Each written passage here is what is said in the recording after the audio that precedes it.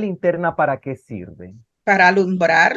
La linterna prácticamente tiene que estar en la mesita de noche. Lo que vamos a cubrir hoy no solamente es la perspectiva de lo que es ser judío ante lo que se conoce como la ley, sino vamos a ir más directamente a lo que los judíos de la época representaban. Pablo va a hablar un poco acerca de la conducta de los judíos ya propiamente ante la ley, ¿no? Que al igual que el flashlight, ellos se sentían la luz del mundo.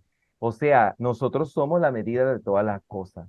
Entonces, vamos a ver qué tan cierto era o qué tan justificable era que ellos se sintieran la luz de los demás y la medida de todas las cosas. Porque, como ya habíamos hablado en otras ocasiones, dentro de la iglesia, nosotros podemos encontrar hermanos que en cuestiones de la fe son más maduros que otros, pero no, eso no significa que están por encima de otras personas, porque al final y al cabo el Señor que escanea El corazón. el corazón de la gente y al final y al cabo una persona podrá tener mucho vocabulario, muchas destrezas de comunicación, pero eso no, eso puede impresionar a la gente, pero puede darse el caso de que hay una persona que no tenga esas destrezas, que no sea extrovertido, que sea más introvertida, pero que vive una vida de verdad consagrada y hasta mucho más consagrada de aquel que hace más bulla. Ya lo veíamos en los casos cuando el Señor habló de la señora que dio todo lo que tenía, porque cuando venían los fariseos y daban, ellos sacudían la plata, mira, oye, aquí está mi plata, shh, y sonaba para que la gente viera que estoy echando bastante, ¿no? Pero el Señor ve desde otra perspectiva, ¿no? Entonces algo similar estaba sucediendo con los judíos y entonces vamos a estar viendo parte de eso. Hablemos de los privilegios que tenían los judíos. Vamos a buscar Romanos 2 del 17 al 20 y vamos por parte. A ver, si buscamos Romanos 2 del 17 al 20 y vamos a ir poquito a Sí, poco. dice, he aquí, tú tienes el sobrenombre de judío y te apoyas en la ley y te glorías en Dios. Ellos tenían esa forma de ser, de gloriarse de, porque eran la nación de Israel, es un pueblo especial y único porque fue el pueblo escogido por Dios. Acuérdense que tenemos que irnos a la historia, a lo de Abraham, que en realidad, porque fíjense que yo estando buscando información encontré que había muchos judíos que atribuían todos estos privilegios a Moisés, porque según pasaban las generaciones, habían cosas de la historia de ellos mismos que se iban perdiendo. Entonces había gente que de repente, los que estaban un poquito más afilados en cuanto a los temas de la fe, sí se acordaban de Abraham y lo mencionaban, ¿no? Durante un tiempo hubo generaciones que ignoraron eso y le daban todo este agradecimiento a Moisés y pensaban que era a través de lo que Moisés había hecho, ellos pensaban que era a través de eso. Recuerden que estos problemas a través de la historia, estos saltos, a veces estas interrupciones o estas faltas de conexión a través de la historia se dan porque la gente tampoco vive lo que cree, ¿no? Entonces, aparte de que el pueblo estuvo trastabillando, cayéndose y levantándose y se fue esparciendo por diferentes lugares, la historia realmente como era, pues en algunas generaciones se fue perdiendo. Vamos a buscar el versículo 18. Y conoces su voluntad, e instruido por la ley, apruebas lo mejor. Amén. Les había dicho a ustedes que yo no había hecho una cosa que era imprescindible, porque obviamente si vamos a hablar de los judíos y la ley, sí yo debía haber investigado a fondo la ley. A ver, ¿qué es eso? Para los que están escuchando y también quieren saber un poco acerca de esto. ¿Qué conocen los judíos como la ley? Los mandamientos. Los mandamientos. Ok, ¿quién más tiene otra versión, otra respuesta? Bueno, para los judíos la ley es los mandamientos y todo lo que Y, está y escrito en la todos Torá, los en el 600 y pico, Pentateuco. 700 mandamientos y todas las reglas y Ajá, especificaciones y protocolos y toda Ajá. exacto. básicamente el manual de ruta del judío. Ok, ¿y qué es la Torá? La Torá, ¿qué es eso? Ahí está incluida los libros de la ley de Moisés. Sí, y aquí en el diccionario que yo tengo bíblico dice que en el Antiguo Testamento tiene una variedad de términos para cubrir el concepto de ley, de los cuales los más comunes son Torá, ley, instrucción, enseñanza, estatuto, decreto, juicio, decisión legal, y dice pues otras palabras en Israel. Lo que pasa es que como bien Ruth nos habló, es cierto que están los 10 mandamientos, que eso es fundamental en la vida de los judíos, pero eso no es lo único que tenían que cumplir. Yo pienso que, o sea, Dios escogió al pueblo de Israel. Nosotros sabemos que no era porque era un pueblo bueno, sino para glorificarse Él, Claro, para ser un solo Dios, el pueblo que amara a un Dios, ¿no? Entonces con Él establece un pacto, ¿no? Cuando empieza con Abraham. Y en ese pacto Él tiene, nos acordamos, ¿no? Que Abraham no fue, en ese tiempo Él no, inclusive él no cumplía la circuncisión que ahora después los judíos lo tienen como algo básico para ellos, ¿no? Entonces, para ellos la circuncisión, o sea, cuando Dios escoge a Abraham, a su pueblo le dice, te voy a dar una tierra, una nación, una herencia, ¿no? Entonces ellos se creen pues con todos los derechos, ¿no? Y en eso englobamos la ley, imagínate lo claro. que para ellos significaba la ley, ¿no? O sea, era todo, y cómo nos verían a los gentiles, ¿no? Sí, en el caso Que de no la cumplían. Torá, en el caso Ujú. de la Torá, Isa, también tenemos que tomar en cuenta que no solamente incluye los 10 mandamientos, había que, imagínate, esos millones de judíos que estaban caminando por el desierto tienen que Claro. tener reglas, porque tú no puedes tener una nación dando vueltas por el desierto si no hay reglas.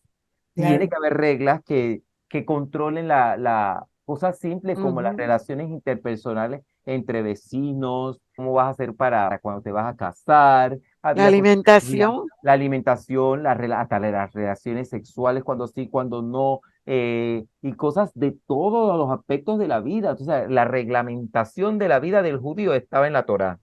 Entonces, Ujú. mira si era importante, sin eso no podían vivir porque era la única manera de agradar a Dios, porque hacer y cumplir lo que ahí decía encima de eso agradaba al Dios que les estaba guiando en el desierto. O sea que sí, y muy importante para ellos, y no solamente los 10 mandamientos, sino todas las reglamentaciones que había para la convivencia durante todo el tiempo que les tomó llegar a la tierra prometida. Y bueno, y que todavía se sigue tomando en cuenta como algo Usando. vigente. A diferencia de todos los demás pueblos, los judíos tenían la ley de Dios escrita, o sea, y hablamos literalmente la ley de Dios escrita porque esta fue dada a Moisés por el mismo Dios y podían diferenciar entre lo bueno y lo mejor. ¿Por qué? Porque el Señor les había dado esa capacidad a través de la ley, con el conocimiento que ellos estaban manejando acerca de la voluntad divina. Ellos sabían qué es lo que había que hacer para agradar a Dios. Por consiguiente, los argumentos perfectos para tomar decisiones correctas. Y aún así daban tumbo, porque la historia así nos los presenta.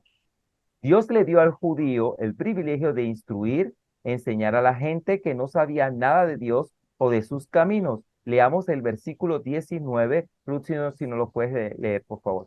Y confías en que eres guía de los ciegos, luz de los que están en tinieblas. Yo me acuerdo cuando estaban dando en la televisión la tierra prometida, hubo mucha gente de otros pueblos que se fueron a vivir con los judíos y adoptaron las costumbres judías y cómo ellos mismos le enseñaban la ley de Moisés. Porque si era importante obedecer la ley, entonces había que conocerla. Y como no estaba escrita en un papel, había personas específicamente que les hablaban sobre cuáles eran las reglas a seguir en cuanto a un montón de cosas. Y bueno, había que tener buena memoria en esa época. Por eso yo digo que el peor de los inventos ha sido el celular, que pone a la gente perezosa, porque antes se pensaba mucho más, se dependía más de la memoria y la memoria funcionaba perfectamente. Y sí. ahora que tenemos más ayuda es cuando la gente es más, les olvida las cosas, más está enferma de Alzheimer, más cosas, definitivamente. Fíjate que un ejemplo de esto es mi mamá, porque mi mamá no es muy tecnológica y no usa mucho el celular, a pesar de que ya tiene uno y muy bueno, pero ella no es de mucho de eso, ella depende de su memoria, ella se sabe los números de teléfono de todo el mundo y ella todavía vive como si el celular no existiera. Y eso yo creo que le ha servido mucho Ciertamente. a pesar de su edad, poder desenvolverse de una manera bastante óptima. En esa época, en la época de Moisés, pues había que tener muy buena memoria, por eso es que decía que los preceptos estos había que tenerlos en la mente y en el corazón. Y no era por cuento, porque sonara bonito, es que dependía de la memoria para acordarte lo que Sí, te dijeron, porque no se te podía olvidar. porque si no, entonces dejabas de agradar a Dios. El judío tenía la verdad y la ciencia de Dios en la forma escrita. ¡Qué privilegio! Versículo 20. Dice, instructor de los indoctos, maestro de niños, que tienes en la ley la forma de la ciencia y de la verdad. Yo creo que es muy importante que la gente sepa que, como bien se dijo al principio, el Señor escogió este pueblo, como bien dijeron ustedes, para glorificarse Él, porque no era un pueblo perfecto, pero era para demostrar el amor que Él tenía hacia toda la humanidad. Y yo creo Mm. que eso es lo que hay que rescatar de todos estos privilegios, porque gracias a ellos también nosotros podemos tener el privilegio de la salvación. Porque cuando él habló con Abraham, él le dijo que en ti serán benditas todas las naciones de la tierra. O sea que no era solamente los judíos, pero hay veces que uno piensa, pero cónchale, a esta gente se le olvidó ese pedazo de lo que Dios le dijo a Abraham. Porque entonces esa exclusividad de la que ellos tanto hablan es una cosa que a veces raya, ¿no? Ustedes pueden ver los judíos ortodoxos allá en el mismo Israel, que son muy doctos en el estudio, eso de estudiar la Torá, en analizarla, en desmenuzarla y en cumplirla de una manera bien exacta, eso es una cosa que mucha gente tiene por estilo de vida, ¿no? Y entonces se enorgullecen de ese conocimiento porque creen y entienden que en la manera que la practican, que la estudian, también están no solamente agradando a Dios, sino tratando de conocer más al Dios al que sirven. Ajá. En ese tiempo de Jesús, cuando él está en la sinagoga, lo vemos que como cualquier judío de esa época, él memorizó esas escrituras, ¿no? Porque ellos memorizaban la escritura. Claro, Y qué confusión tan grande, ¿no? Para ellos ver que él conocía todo, pero daba otro mensaje también, ¿no? la educación como tal era un privilegio, una educación vasta. Sabemos que de Jesucristo no se sabe mucho, pero se sabe que estuvo mucho tiempo en Egipto. La gente era muy analfabeta, mucha gente no sabía escribir, otros no sabían leer y tenían que partir de lo que escuchaban, porque la Biblia como libro no existía. Y entonces se creía, ahí sí, creer y tener fe se validaba al 300% porque o creías lo que tú estabas escuchando o no lo creías. Pero era un asunto de fe de creer. Imagínense ante Jesucristo, ¿no? Que es una figura nueva, que muchos lo veían como lo que era un líder que venía a salvarlos a ellos y otros, muy pocos, la minoría, lo vieron como el Hijo de Dios, como el Mesías esperado. Aquí en el Romanos 2 del 21 al 23 Pablo nos va a llevar, no solamente a nosotros, lleva a sus amigos de la iglesia allá en Roma a una reflexión, porque todos estos capítulos están llenos de muchas preguntas. Muchas de esas preguntas son preguntas retóricas, preguntas que nos llevan hacia eso mismo, la reflexión. Busquemos Romanos 2 del 21 al 23. Tú pues que enseñas a otro, ¿no te enseñas a ti mismo? Tú que predicas que no se ha de hurtar, ¿hurtas? Tú que dices no se ha de adulterar, ¿adulteras? Tú que abominas de los ídolos, ¿cometes sacrilegio? Tú que te jactas de la ley con infracción de la ley deshonras a Dios. Pablo le lleva a la reflexión citando la ley, porque todas esas preguntas están basadas en la ley. ¿A usted le gusta que le roben? Y lo ha hecho. ¿Ha codiciado o adulterado? ¿Respeta a Dios? Entonces, estas son preguntas retóricas, preguntas que no necesariamente se responden con un sí o con un no, pero hacen que la persona empiece a pensar, ¿no? Y esta manera es fantástica de enseñar porque así la persona puede hacer una introspección, ¿no? Un análisis de sí mismo con respecto a lo que se le está planteando, ¿no? Y obviamente las preguntas para ellos sabían que le estaban preguntando de su conducta frente a la ley, si respetaban a Dios, si ustedes, porque ¿qué pasa? Ellos estaban ante la mira de un montón de gente que no eran judíos, Ujú. ¿no? Y entonces esta gente iba a mirar al pueblo. Ellos dicen, son pueblos de Dios, vamos a ver cómo se comportan porque ellos me tienen que predicar a mí con el ejemplo. Y eso realmente era importante para Pablo en esa época y era algo que no necesariamente los gentiles veían de parte del pueblo escogido de Dios. El que desobedece lo que sabe, deshonra a Dios. Y evidentemente todo este cuestionamiento se hace porque Pablo sabe que no todos los judíos de la época estaban honrando a Dios como debía ser. De hecho, había prácticas que algunos habían dejado de hacer. Yo conozco en la actualidad muchos judíos que se dicen que son judíos, pero son judíos como medio rebeldes porque comen cerdo, beben algunas cosas que no son kosher y eso me explican ellos que esa costumbre es una cosa que siempre ha existido, pero en los últimos tiempos es una cosa que se ha proliferado un poquito más, ¿no? Dentro del mismo pueblo judío. O sea, que está esta gente que está probando otras cosas y se aleja un poco de las costumbres establecidas, ¿no? Para el pueblo de Israel. Con razón dice la escritura, los paganos ofenden a Dios por culpa de ustedes. ¿Podrán las personas que no conocen a Dios decir que ellos pecan o hacen mal por nuestro testimonio? Mira, yo creo que aquí hay dos formas de verlo. A Aquí ver. podemos ver que Pablo está diciendo que son hipócritas, Ujú. pero también puede decirles, realmente no son capaces de cumplir la ley. La ley no se puede cumplir, básicamente, porque él los va a ir llevando al concepto de que la ley no los puede salvar, Claro. porque ellos no son capaces de cumplirla Ujú. 100%. Claro. Entonces, el testimonio de ellos no era un testimonio 100% lo que se esperaba. Y entonces, porque no vivían la ley, o sea, no vivían lo que creían, la gente entonces diga, "Ah, pero si estos que supuestamente son pueblo de Dios viven así, ¿qué piensan ustedes al respecto? ¿Con el testimonio basta? Creo que ambas cosas van de la mano, ¿no?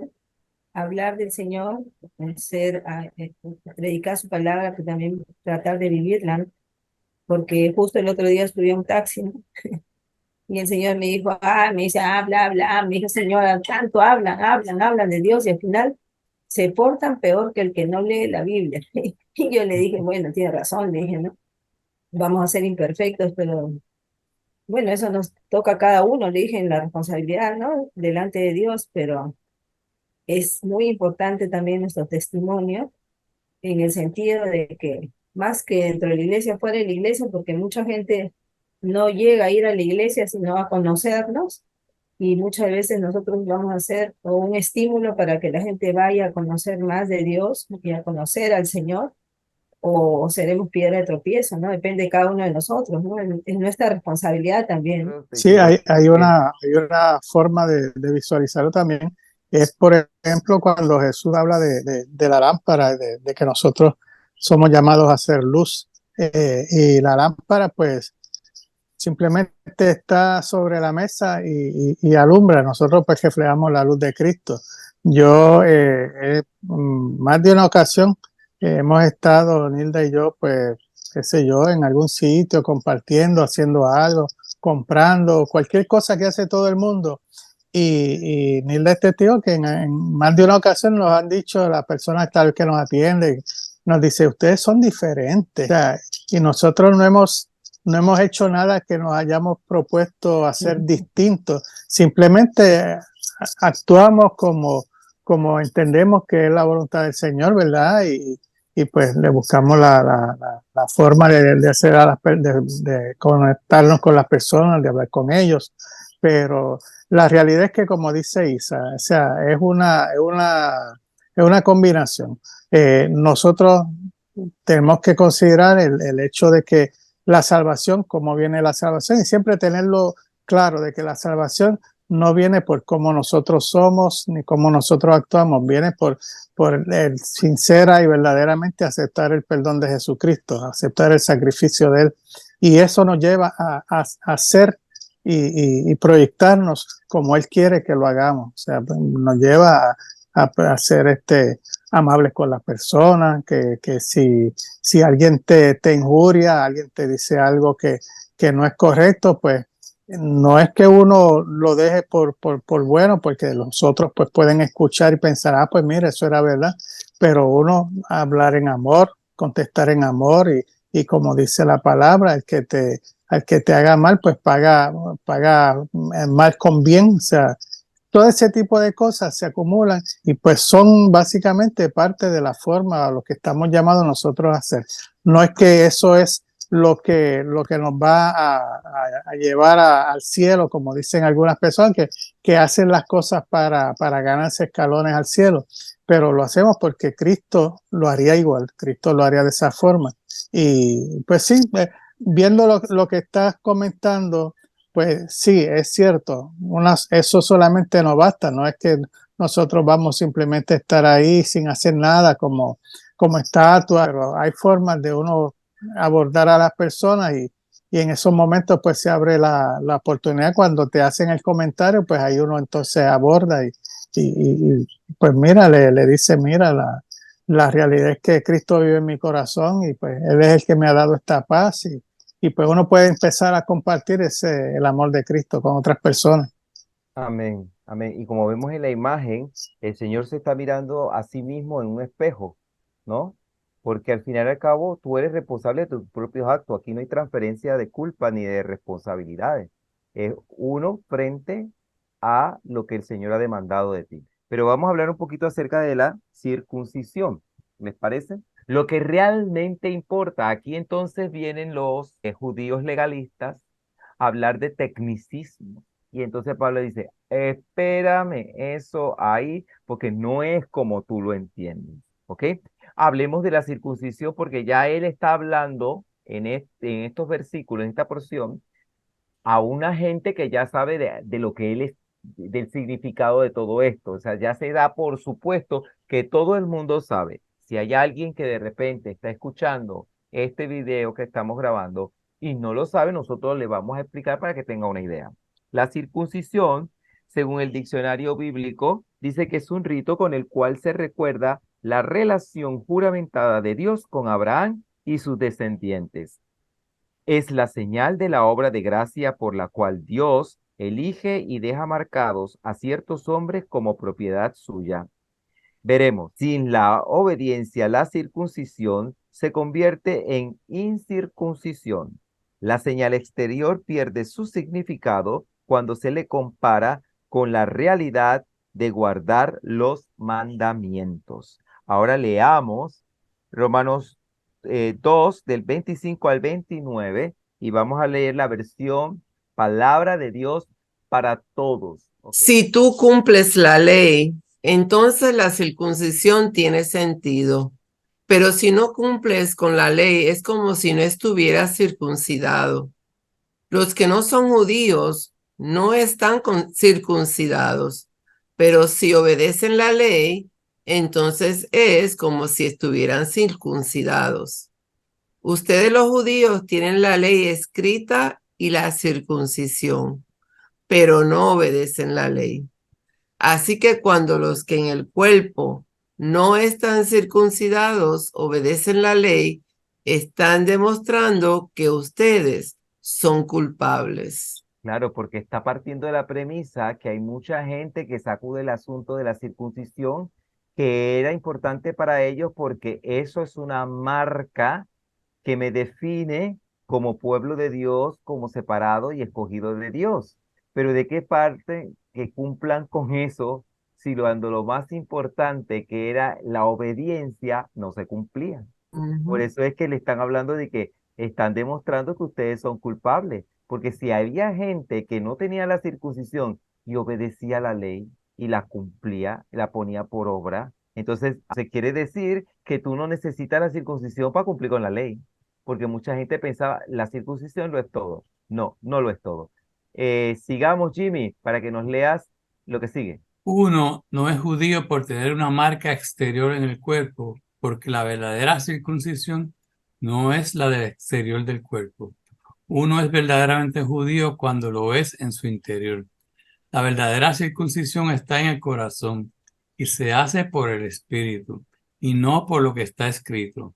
El que tiene circuncisión de corazón por el Espíritu recibe la aprobación de Dios y no la de los demás. Sí, entonces recuerden que estuvimos hablando que la circuncisión era una marca física que permitía establecer que tú eras separado, un hijo de Dios, ¿no? Entonces, ya cuando aparece la figura de Jesucristo, entonces, y aparece la figura de la salvación como tal a través de Jesucristo, no es que la circuncisión ya no es importante, no, porque eso es parte de la marca que ellos tienen como pueblo de Dios y eso tiene su validación como pueblo de Dios, pero pierde esa validación si no se cumplen los mandamientos, ¿no? Entonces, dice aquí, por el Espíritu recibe la aprobación de Dios y no la de los demás. Entonces, nosotros tenemos que dejar como cristianos que ese Dios actúe en nosotros para que entonces podamos cumplir, porque como bien dijo Jimmy, prácticamente para algunos era imposible cumplir la ley, pero es que no la puedes cumplir en la carne. Obedecer a Dios nadie puede si no hace en la carne. En la carne nadie puede. Tienes que hacerlo en el espíritu. Y hay veces que hay cosas que en la vida de los cristianos y en la vida de la iglesia nos llega a cumplirse porque la gente la está haciendo en la carne. Hay que hacerlas en el espíritu. Y hacerlo en el Espíritu conlleva que usted le consulte a Dios para que Dios haga su voluntad. Pero estamos en ese conflicto en que a veces algunos cristianos no diferencian qué es estar en la carne y qué es estar en el Espíritu y toman decisiones y después ven que las cosas que piden no se dan. Y entonces se preguntan y vienen esas crisis de creencia, pero es muy importante estar en el Espíritu para contar con la aprobación de Dios, así como dicen estos versículos, ¿no? Vamos a hablar de una estructura. Bien, ¿qué es una estructura? Aquí tenemos un edificio bien chévere, bien bonito, bien alto también. ¿Por qué es importante tener una estructura en un edificio? ¿Para qué puede servir la estructura en el edificio con respecto a un terremoto, por ejemplo, o un sismo de cualquier clase que se dé? A Para ver, dar soporte. obviamente, Iliana, gracias, es para dar soporte. Creo que nos quedaban unos versículos bíblicos antes de hablar de la estructura. Primera de Corintios 7, del 18 al 20 y Gálatas 5, 6, que están muy relacionados con lo que estamos hablando de la circuncisión antes de hablar de esta estructura. Sí, vamos a leerlos. Primera de Ok. Corintios 7, del 18 al 20, que nos está estableciendo algo que es como un resumen de lo que estábamos hablando de la circuncisión. Fue llamado alguno siendo circunciso, quédese circunciso. Fue llamado alguno siendo incircunciso, no se circuncide. La circuncisión nada es, y la incircuncisión nada es, sino el guardar los mandamientos de Dios. Cada uno es el estado en que fue llamado, en el que se quede. Amén, amén. Realmente era intrascendente estar o no, lo importante era cumplir con los mandamientos que establece el Señor. Gálatas 5:6. Porque en Cristo Jesús ni la circuncisión vale algo, ni la incircuncisión, sino la fe que obra por el amor. Amén. Fe que obra por el amor. Ahí es otra cosa, estamos hablando de otro nivel y esta gente se quedó pillada en simplemente el ritualismo. Entonces, si nosotros traspolamos eso a nuestra realidad como cristianos, también encontramos muchos ritualistas dentro de la iglesia, pero eso no lo es todo, porque al final y al cabo, cuando el Señor va a escanear, ¿qué va a escanear? El corazón de la gente. Y entonces, encima de eso, ya en clases pasadas hemos leído que el Señor lo sabe todo, a Él no le podemos echar cuentos. Y ya me da risa porque a veces, y me incluyo yo, a veces oramos de manera consciente y en algunas otras de manera inconsciente, oramos como si el Señor no supiera la verdad y le ocultamos cosas, no le contamos todo. Y dije, pero no hace sentido cuando Él todo lo sabe. Él sabe por qué hago las cosas, Él sabe que me equivoqué y Él quiere que yo pida perdón y me arrepienta, si fuese el caso, ¿no? Pero a veces se nos pasa y de eso tenemos que ser más conscientes, ¿no? De no caer en estos errores porque el objetivo del cristianismo es, pues, tratar de parecernos en nuestra conducta al modelo que tenemos y seguir el modelo que tenemos en Cristo. Bien, Romanos 3 del 1 al 8 nos presenta una estructura y como bien nos decía, en los momentos de maremoto y de sismo, una estructura es un soporte que, por ejemplo, en el caso de los edificios, permite que esté de pie, ¿no? Y que la sostiene. Y Dime. también le da forma. Claro, sí, claro, es importantísimo. Imagínense, en el caso de los grandes arquitectos romanos, las columnas eran muy importantes, daban soporte a toda la estructura que tenían de los techos y todo esto, y era importante, no solamente por la parte funcional, sino también por la parte estética, cómo se veía, y ahí incluimos también la forma. Ahora bien, oiga bien esto. En la versión Reina Valera, esto se cumple al 300%. En los versículos del 1 al 8, estamos hablando ya de Romanos 3 del 1 al 8. En los versículos del 1 al 8 hay un diálogo de ida y vuelta muy parecido a un partido de tenis.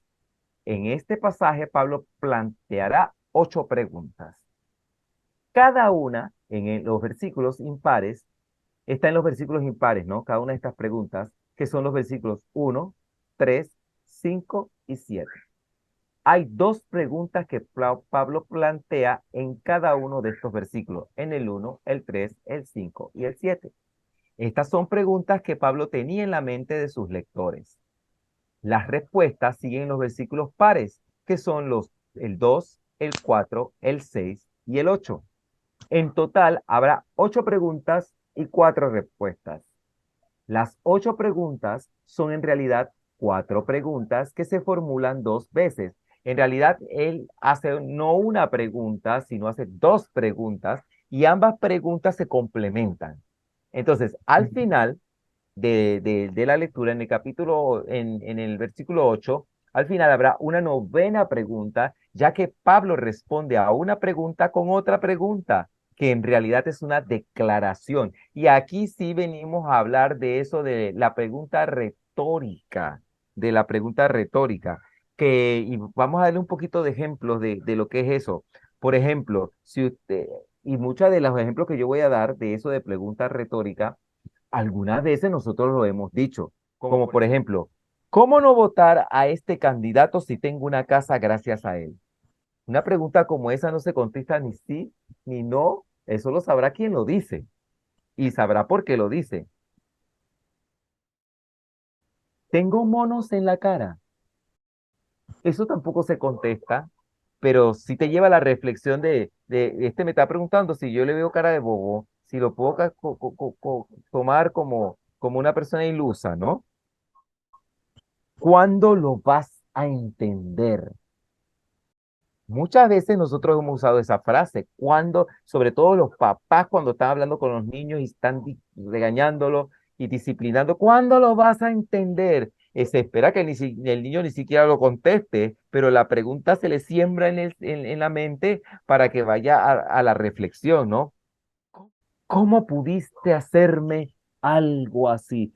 Esta no es solamente frase de novela, también la hemos repetido muchas veces. ¿Cómo pudiste hacerme algo así? Y tú no esperas que la persona te conteste eso, pero tú esperas que la persona reflexione sobre la conducta que ha llevado a cabo. ¿Ok? Entonces, estos son ejemplos de preguntas retóricas, preguntas que llevan a la reflexión. Y entonces aquí hay algunas preguntas retóricas, pero también hay otras preguntas que él mismo va contestando. Así que vamos a ver cómo es que se desenvuelve todo esto. Entonces vamos a ir viendo preguntas y respuestas. Y para que quede más claro, tomé la versión de Dios habla hoy, de Romanos 3, del 1 al 8. Entonces, ¿qué ventajas tiene el ser judío? ¿O de qué sirve estar circuncidado? Muchas y por muchas razones. En primer lugar, Dios confió su mensaje a los A los judíos. judíos. Entonces ya estamos viendo que en el versículo 1 hay 2 preguntas. ¿Qué ventajas tiene ser judío? ¿De qué sirve estar circuncidado? Entonces la respuesta está en el 2. Como bien habíamos planteado, hay 2 Muchas. preguntas y hay una respuesta. Muchas y por muchas razones. En primer lugar, Dios confió su mensaje a los judíos. O sea, hay una ventaja, sí. Tú eres pueblo de Dios. Y eso no, y mira, a pesar de que hagas lo que hagas, tú serás pueblo de Dios y serás tratado como pueblo de Dios. Obviamente, el Señor tiene, y como lo vimos la semana pasada, al que se le ha dado más, más se le pedirá. Entonces, al pueblo ellos tienen que ser, él los lleva a la reflexión porque él quiere que sepan que ellos tienen una doble responsabilidad, doble o triple responsabilidad, porque ustedes tienen una responsabilidad histórica que han venido arrastrando a través de la historia y ustedes más que nadie son inexcusables porque yo he tenido una relación con ustedes desde los tiempos de Abraham. Son unos pactos, ¿no? O sea, Dios hace unos pactos con su pueblo, que no lo Claro, hizo conmigo, ni lo hizo con los demás. O sea, hizo ese pacto directo, ¿no? Con Abraham. claro. ¿Qué pasa entonces con los incrédulos? ¿Acaso Dios dejará de ser fiel por el hecho de que algunos de ellos hayan sido infieles? Claro que no. Al contrario, Dios actúa siempre conforme a la verdad, aunque todo hombre sea mentiroso, pues la Escritura dice, serás tenido por justo en lo que dices y saldrás vencedor cuando te juzguen. Amén. Sí, a mí al principio cuando vi en esta versión, cuando lo leí en la Reina Valera dice, para que seas justificado en tus palabras y venzas cuando fueres juzgado. Sin embargo, ahí yo no entendía nada. Entonces me fui a la versión Palabra de Dios para Todos, de Salmo 51:4, porque esa es una versión esa cita que se hace de la porción bíblica es de algo que había escrito el rey David. Dice así, pequé contra ti y solo contra ti delante de ti hice lo que es malo. Por eso su sentencia es justa y tu juicio es irreprochable. Entonces ahí, entonces, o sea, me está hablando de que yo hice algo malo, pero yo estoy ante un Dios que es justo. Y como es justo, yo no le puedo argumentar nada, porque yo sé que el designio de ese Dios es la verdad. Y contra eso yo no puedo. Claro, porque ya lo vimos cuando hablamos de la figura de un juicio como tal. Un juicio como tal, usted tiene que probar culpabilidad. Pero si el juez ya sabe toda la verdad, ¿qué usted va a hacer? Escuchar la sentencia nada más, porque no hay más nada que argumentar. Él sabe toda la verdad. Sí. Pero si nuestra maldad sirve para poner de relieve que Dios es justo, ¿qué diremos? ¿Que Dios es injusto cuando nos castiga? Hablo según criterios humanos. Sí, sigue. Claro que no. Claro que no, porque si Dios fuera injusto, ¿cómo podría juzgar al mundo? Entonces estamos Me- viendo que se cumple la estructura, ¿no? Y ya entonces ya aquí está contestándose con otras preguntas. ¿Ves? ¿Cómo podría juzgar si, claro, si Dios fuera un Dios que es injusto cuando nos castiga, si Él no es justo, ¿cómo puede juzgar? Dice ahí, qué interesante, pero si mi mentira sirve para que la verdad de Dios resulte todavía más gloriosa, porque mucha gente desacreditaba a Pablo y le dice a este hombre es mentiroso, ese hombre es mentiroso y ese hombre es pecador, porque todavía la gente tenía la idea de que era una persona que correteaba a los cristianos. En tal caso, esto es precisamente lo que algunos para desacreditarme dicen que yo enseño. La gente dice, este enseña que, ¿por qué no hacer lo malo para que venga lo bueno? O sea, si tú hacías lo malo, el Señor entonces iba a venir a enseñar, ¿no? O por su misericordia, ¿no? Él iba a enseñarnos cómo hacer las cosas correctas y en muchos casos podían pensar, bueno, están haciendo las cosas mal, se las va a perdonar y les va a enseñar cómo hacerlas bien. Pero esto no se trataba de un eterno perdón, eso se está tratando de un asunto de justicia, de cumplir. Pero lo más interesante era que el mismo Pablo tenía que lidiar con gente que tergiversaba las cosas. Entonces, esto es como cuando yo le digo un mensaje a alguien y esa persona se lo tiene que repetir a otro y este a su vez se lo dice a otro y este se lo dice a otro. Cuando llega al destinatario, si son 10 personas en las que ha pasado, hay una probabilidad muy grande de que el mensaje llegue distorsionado y a lo mejor llegue una cosa totalmente diferente a la que se dijo. Y he aquí el hecho. Con Pablo pasaba exactamente, pero era Satanás tratando de que él no pudiera seguir hacia adelante con la misión de seguir esparciendo el evangelio. Pero sí había muchos detractores no solamente dentro de los gentiles criticando, sino dentro de los mismos judíos en contra de él, cuando en realidad él estaba a favor del cristianismo y todavía tenía que lidiar con los judíos legalistas, ¿no? Porque aquí se está hablando también de aquellos judíos que son, como dicen los puertorriqueños, de clavo pasado, ¿no? Que son súper, ultra, mega cumplidores de la ley, ¿no? Pero el Señor está dejando muy claro que el paso es más allá de cumplir la ley, es también entregar el corazón de una manera más consciente. Una conclusión, entonces, y vamos a ver un pequeño resumen de lo que hemos visto. Todos los escritores inspirados habían insistido claramente en el carácter interior y espiritual de la religión requerida, tanto por el pacto abrahámico como por la ley de Moisés. Y la única queja siempre recurrente era la de Esteban. ¿Se acuerdan, Esteban?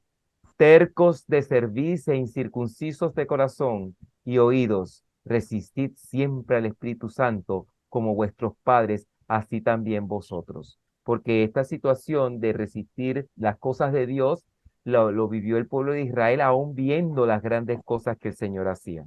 Pablo le escribe al pueblo judío y lo lleva a la reflexión de sus actos y a preguntarse si viven lo que cree. Eso lo vimos en el versículo 21.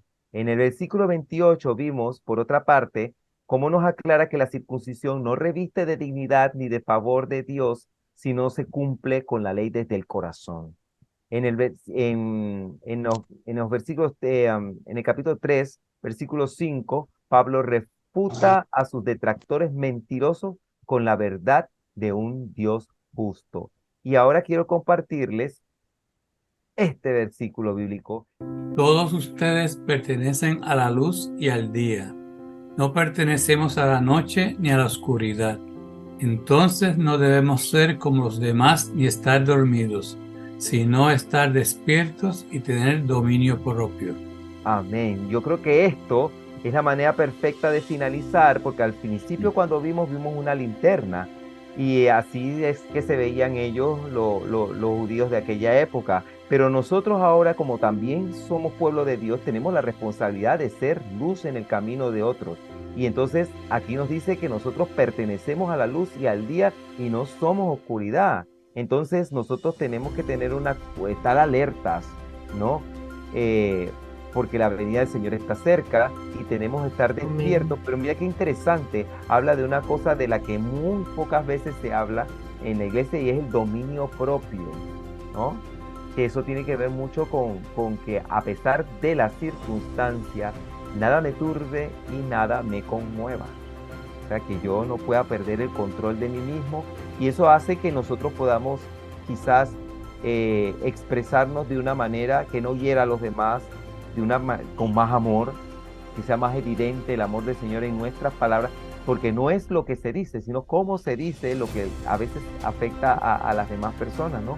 Y así no afectará nuestro testimonio y podremos entonces ganar más armas para Cristo. Estamos viendo cómo Pablo en esta carta a los romanos pues va clarificando, ¿verdad?, la doctrina y eliminando todas esas falsas ideas que se pueden desarrollar, ¿verdad?, si no se tiene un conocimiento, ¿verdad?, más completo, ¿verdad?, del propósito de Dios a través de la Escritura. Claro, y pone en evidencia incluso a sus detractores, porque hay mucha gente que está tergiversando las cosas, porque es como te digo, tú oyes, el otro oye, y dice, y van repitiendo, pero los que van en contra de lo que es la fe cristiana, empiezan a alterar la historia para contar, no, él dijo esto y no, él dijo que eso sí se podía hacer. Claro que sí, tú puedes hacer eso y igual después el Señor te perdona. Y entonces la gente estaba un poco así como que confundida y no, vamos a aclarar desde ya. Las cosas son de esta forma y el Señor lo que importa es que la gente cumpla desde el corazón. Déjense de ritualismo y de tantas cosas y póngase cada quien a cumplir con lo que el Señor establece en la ley y cúmplanlo con o sin circuncisión, porque al final y al cabo el Señor lo que va a ver es el corazón de las personas. Eso es Bueno, así. esta ha sido mi presentación. Espero que el Señor le haya hablado al corazón de todos ustedes.